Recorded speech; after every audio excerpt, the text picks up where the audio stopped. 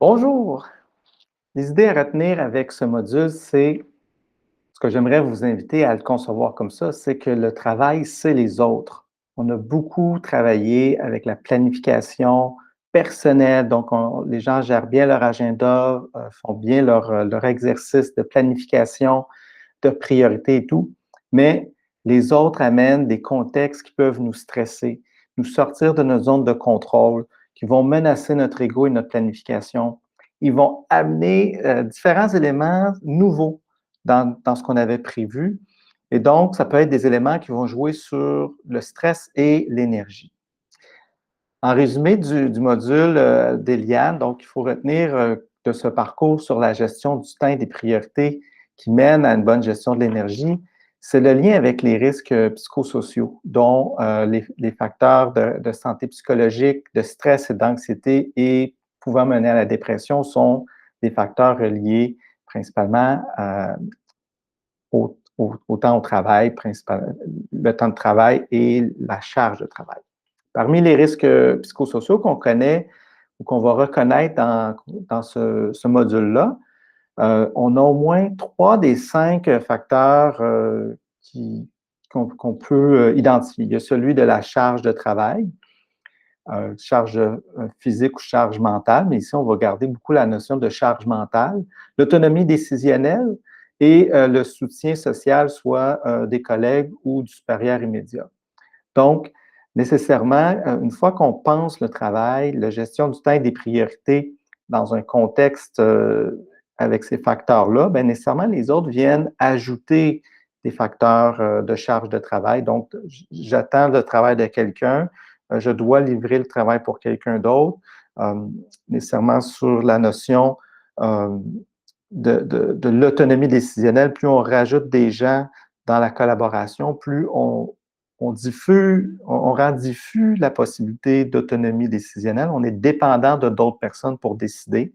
Et le soutien social, bien nécessairement, là, on va être quand on est en conflit ou en gestion différente, bien nécessairement, ça devient plus difficile d'avoir du soutien de ses pairs ou du supérieur immédiat. Donc, tous les contextes de pression, de performance, etc., vont venir jouer sur ces facteurs-là principalement. Et donc, on va amener des facteurs de stress. Il pourrait découler vers les deux autres facteurs de risques psychosociaux qui sont le, le manque de reconnaissance ou la reconnaissance. D'habitude, si en manque, c'est là qu'on va avoir un facteur de risque, et le harcèlement.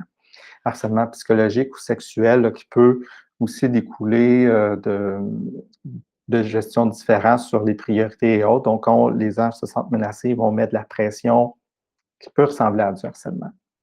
Donc, à noter que le cycle d'une mauvaise gestion du temps et menant à une mauvaise gestion de son énergie vont s'aller dans une progression de stress. Donc, on va générer ou on va vivre du stress, ce qui va amener une accumulation de fatigue. Cette accumulation de fatigue-là va nous rendre beaucoup plus vulnérables sur le marché du travail avec nos collègues, nos supérieurs, etc., nos clients, et donc va augmenter un risque d'anxiété.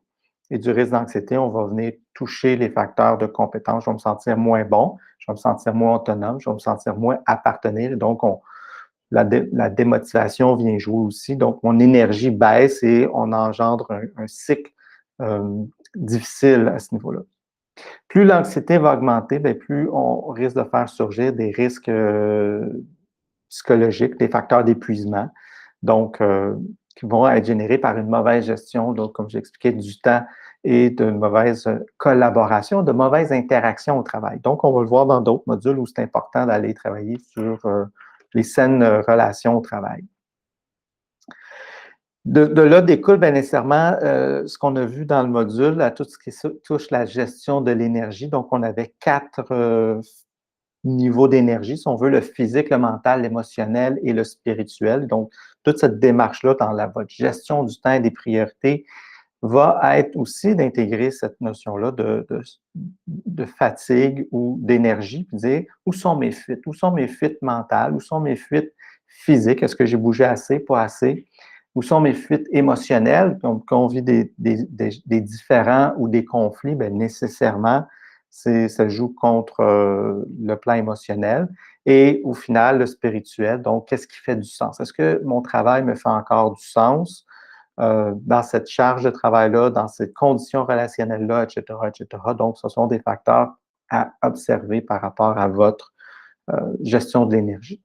Conseil, plus vous allez maîtriser votre gestion du temps et de vos priorités, plus vous allez communiquer cette planification-là et cette gestion-là avec les autres, avec vos collaborateurs, pas les faire tout seul puis ensuite le présenter aux autres, mais plus vous allez le faire ensemble, plus on va faciliter la, les attentes communes, les objectifs communs, le rythme commun, etc. Donc, tout ce qui va jouer sur la charge de travail, l'autonomie décisionnelle et autres. Donc, on va le faire ensemble et on va réduire les facteurs de stress que nous, on vit ou qu'on fait vivre aux autres.